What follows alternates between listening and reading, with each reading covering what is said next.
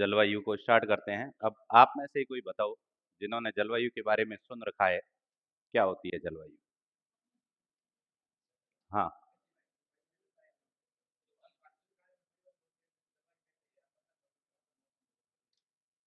और कोई? और कोई? बहुत इंटरेस्टिंग टॉपिक है। जितनी नदियां नहीं है उससे ज्यादा इंटरेस्टिंग यूं है कि हमें पता चलेगा कि एक्चुअल में वर्षा क्यों होती है, कैसे होती है, और कैसे कौन कौन से ऐसे फैक्टर्स हैं जो कि हमारे यहाँ होने वाली वर्षा को, यहाँ के जलवायु को, यहाँ के तापमान को, यहाँ के वायुदाब को प्रभावित करते हैं। वायुमंडलीय दशाओं में आता है तापमान, वर्षा, वायुदाब और पवन परिसंचरण। ठीक है। और इसी के साथ में इस वर्षा को हम लोग संगणनकार रूप मानते हैं, इसलिए ये लीजिए। सामान्यतः वायुमंडल के अंदर, देखिए, आप लोग मुझे ये बताइए, ये वायुमंडलीय दशाएं कहाँ बदलती हैं, ये कहाँ पाई जाती हैं? आप लोगों ने पढ़ा होगा वायुमंडल की परतें, पढ़ते हैं ना हम लोग। धरातल से, ये हमारा धरातल है, ठीक है। यहाँ से जैसे जैसे हम लोग ऊपर की ओर जाते हैं, तो यहाँ से वायुमंडल की अलग अलग दिशाएं हमें यहाँ देखने को मिलती है, ठीक है। हम लोग इनको वायुमंडल की परतें कहते हैं, ठीक है। धरातल के सबसे निकट जो परत होती है उसका क्या नाम है? कौन सी? ठीक है। इससे ऊपर? इससे ऊपर? उससे ऊपर?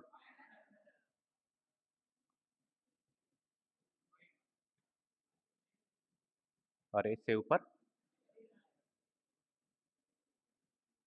बहिर्मंडल। ठीक है। अब मुझे ये बताओ, ये क्रम सही है या गलत है? सही है? पक्का? सही है? अब ये जरूरी नहीं है कि मैंने लिखा इसलिए सही है। बताओ। सही है? चलिए ठीक। तो मैंने यहाँ पर ये जो परतें लिखी, पहली बात तो ये इसका क्रम याद होना आवश्यक है, ठीक है। इसको इंग्लिश में क्या बोलते हैं? ट्रोपोस्फेयर, स्ट्रेटोस्फेयर, मीजोस्फेयर, थर्मोस्फेयर या आइनोस्फेयर, और इसको एक्सोस्फेयर। ठीक है। सवाल आता है बहुत बार, ये नहीं आके मैंने जो नाम बोले हैं ना, वैसे नाम भी आते हैं इंग्लिश में, ठीक है। इसको बोलते हैं ट्रोपोस्फेयर, यानी कि क्षोभ मंडल। क्षोभ मंडल की इस सीमा को बोलते हैं ट्रोपोस्पास। क्या बोलते हैं? ट्रोपोपाज, यानी कि क्षोभ सीमा। जितनी भी वायुमंडलीय परिघटनाएं जो अभी हमने यहाँ बात की, चाहे वो बादलों का बनना हो, चाहे आंधी का आना हो, चाहे चक्रवात का आना हो, चाहे तूफान का आना हो, चाहे कित जो भी यहाँ क्रियाएं होती हैं, वर्षा, कोहरा, कुहासा, सारी की सारी घटनाएं हैं वो कहाँ होती हैं? क्षोभ मंडल में। पहली बात ये ध्यान रखना, ठीक है। उसके बाद में बादल बनने की भी बहुत रेयर कंडीशन में इससे ऊपर बादल बनते हैं, अन्यथा नहीं बनते। उनके नाम अलग अलग है। तो इसके बाद में हम लोग आगे देखते हैं, इसके ऊपरी जो परतें हैं ना, उसमें कई बार रात्रि के समय में बादल नजर आते हैं, जो क्या होते हैं? आभासी बादल होते हैं, जिनको निशाद्वीप्ति मेघ कहते हैं, पर्ल ऑफ क्लाउड्स कहते हैं, मोतियों के बादल कहते हैं। तो अलग अलग परतों में वो, लेकिन समस्त प्रकार की मौसमी परिघटनाएं हैं वो क्षोभ मंडल में होती हैं। और इस क्षोभ मंडल की जो छत है, इसके अंदर होती है, इसलिए इसको मौसमी परिघटनाओं की छत कहते हैं। किसको? क्षोभ मंडल की ऊपरी परत को, ठीक है। अब आप लोगों ने, किसी ने ये नहीं देखा कि यहां से क्षोभ मंडल कितने किलोमीटर की ऊंचाई पर? 13? बताओ। क्या 0 से 13? क्षोभ मंडल की ऊंचाई बताइए, ये परत है ना, इसकी ऊंचाई कितनी है? 8 किलोमीटर है। बढ़िया भाई, जिसने बताया वो ये अच्छी बात है। हाँ। और ये क्षमता मंडल की ऊपरी, ये कितनी है? 50 नहीं है, 50 है। 460 या 480 और ऊपर, ठीक है। तो यहाँ पर ये याद रख लेना, यही है इसका, ठीक है। हाँ, अब मुझे ये बताओ, ये कितनी है? 8 से 16। तो 8 है या 16 है? देखिए, जो क्षोभ मंडल है, क्षोभ मंडल की ऊपरी जो परत है, क्षोभ सीमा, ये फ्लेक्सिबल है। क्या है? फ्लेक्सिबल है। इसकी जो ऊंचाई के अंदर वो परिवर्तन होता रहता है तापमान के अनुसार। कैसे होता है? तापमान के अनुसार। कैसे? जो 8 किलोमीटर हमने यहाँ लिखी है ना, ये 8 किलोमीटर कहाँ होती हैं? ध्रुवों पर। कहाँ होती है? 8 किलोमीटर होती हैं ध्रुवों पर होती हैं, ठीक है। जबकि भूमध्य रेखा, जिसको हम 0 डिग्री बोलते हैं ना, भूमध्य रेखा पर इसकी ऊंचाई लगभग 16 किलोमीटर होती है। अब क्यों होती हैं? जब तापमान अधिक होगा तो क्षोभ मंडल की ऊपरी परत यानी क्षोभ सीमा में विस्तार होगा, वो ऊपर की ओर उठेगी, ठीक है। ये ध्रुवों पर तापमान कम होने के कारण वहां ये नीचे होती हैं, जबकि भूमध्य रेखीय क्षेत्र उच्च तापमान वाले होते हैं, इस कारण से वहां पर क्षोभ सीमा की ऊंचाई अधिक होती है। ये बात ध्यान रखना, बहुत इंपॉर्टेंट है। गर्मियों के दौरान, ग्रीष्म ऋतु में अधिक तापमान होने पर ये, इसके अंदर ये नहीं है कि एग्जैक्टली इतना कितना होगा। ये सर्दियों में इसके भूमध्य रेखा पर कम भी हो सकती है और गर्मी होने पर 1-2 अधिक भी हो सकती हैं। ध्रुवों पर भी सेम है। तो इस कारण से एवरेज इसका माना जाता है कि ये ध्रुवों पर 8 किलोमीटर रहती हैं और भूमध्य रेखा पर 16 किलोमीटर रहती हैं। ध्यान रखना, तापमान के अनुसार इसमें फ्लेक्सिबिलिटी होती है, ठीक है। वायुमंडल, वायुमंडल की ऊंचाई अधिकतम लगभग 10,000 किलोमीटर मानी जाती है, लेकिन वहां तक आते आते बहिर्मंडल के बाद में जो गैसें जो होती हैं, गैसें आणविक स्वरूप में पाई जाती हैं। उसके बाद में ये इस तरह से सामान्य परिस्थिति में नहीं पाई जाती है, इस कारण, ठीक है। तो क्षोभ मंडल के अंदर अब देखिए परिभाषा जो बनेगी, मैंने इसलिए यहां बताया, जलवायु की परिभाषा होती है कि क्षोभ मंडल के अंतर्गत दीर्घकालीन अवधि के दौरान घटित होने वाली समस्त मौसमी परिघटनाओं का औसत होता है, इसको कहते हैं जलवायु। अब यहाँ पर मौसमी परिघटनाओं की बात भी आ गई, मौसमी दशाओं की बात होगी, तो ये मौसमी परिघटनाएं हैं। ये कहाँ घटित हो रही हैं? क्षोभ मंडल में घटित हो रही हैं। और कितने टाइम के लिए? एक बहुत लंबी अवधि के लिए। एक दिन के लिए नहीं, एक साल के लिए नहीं, बल्कि कम से कम 30-35 साल। यदि 30-35 साल तक अपने यहाँ के क्लाइमेट के अंदर कंटिन्यू चेंजेज आए, आमतौर पर हम लोग देखते हैं कि कई बार क्या होता है, सूखा पड़ता है, अपने यहाँ पर बरसात नहीं होती, ठीक है। कई बार है जो बहुत अच्छी बारिश हो जाती है, हम सोचते हैं कि यार हो क्या गया।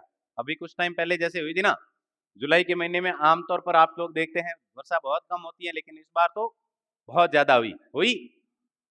क्या ये जलवायु परिवर्तन है? हाँ या ना?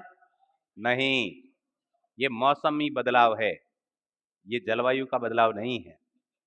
अगर कंटिन्यू 30-35 साल तक लगातार इस तरह के अगर बदलाव देखे जाएं, तो उसको हम लोग कहेंगे जलवायु परिवर्तन, अन्यथा वो मौसमी बदलाव है। मौसम में बदलाव 1 घंटे का हो सकता है, 1 मिनट का हो सकता है। अभी हम लोग यहाँ बैठे हैं, अभी बाहर कोई बादल ही नहीं दिख रहे हैं, थोड़ी देर में बाहर जाएं और बरसात हो गई। क्या हो गया? मौसम बदल गया। क्या हो गया? मौसम बदल गया। एक साल में चेंज हो रहा है, मौसमी बदलाव। एक हफ्ते में हो रहा है, मौसमी बदलाव। तो मौसम में और जलवायु में एक मोटे मोटे रूप से यही फर्क है कि इसके टाइमिंग में, इसकी अवधि में चेंज है। जलवायु दीर्घकालीन और मौसम अल्पकालीन, ये सबसे बड़ा इसका कारण है या सबसे बड़ा इसमें अंतर है दोनों में। जलवायु की परिभाषा क्या है? दीर्घकालीन वायुमंडलीय परिघटनाओं का योग, अल्पकालीन वायुमंडलीय परिघटनाओं का औसत। सॉरी, वही बात है, मतलब ये अल्पकालीन है और ये क्या है? दीर्घकालीन। इतना सा इसमें फर्क है, ठीक है। तो याद रखिएगा दोनों के संबंध में। आगे इसकी हम और बात करेंगे, मौसम शब्द किससे बना है और ये सब, ठीक है। हाँ, मुझे बिल्कुल, जलवायु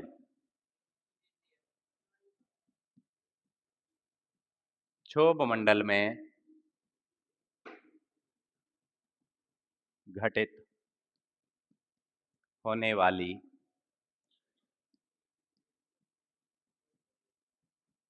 दीर्घकालीन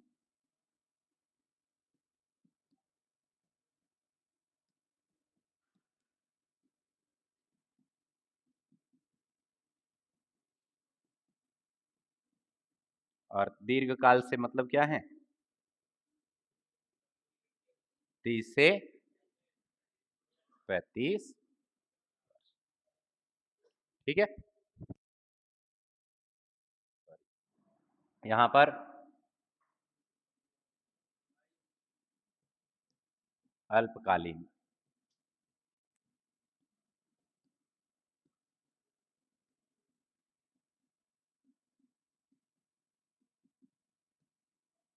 परिघटनाओं का योग क्या कहलाता है? मौसम। और अल्पकालीन का मतलब एक दिन का भी हो सकता है, एक माह का भी हो सकता है, या फिर एक। ठीक है, तो इस प्रकार से ये दोनों में मोटा मोटा चेंजेज है। ठीक है, अब मौसमी परिघटनाएं भी हो गई, जलवायु की परिभाषा भी हो गई।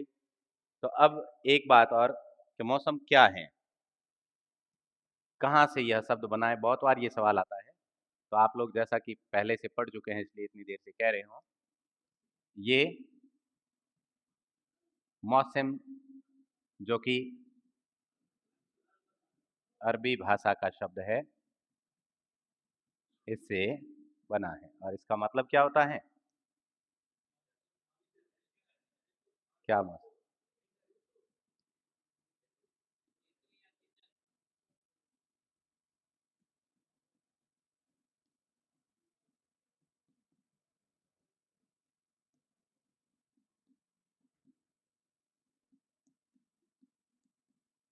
क्या होता है?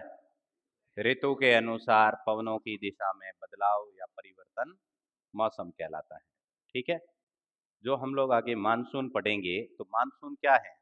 मानसून का मतलब होता है, मानसून एक पवन है। क्या है?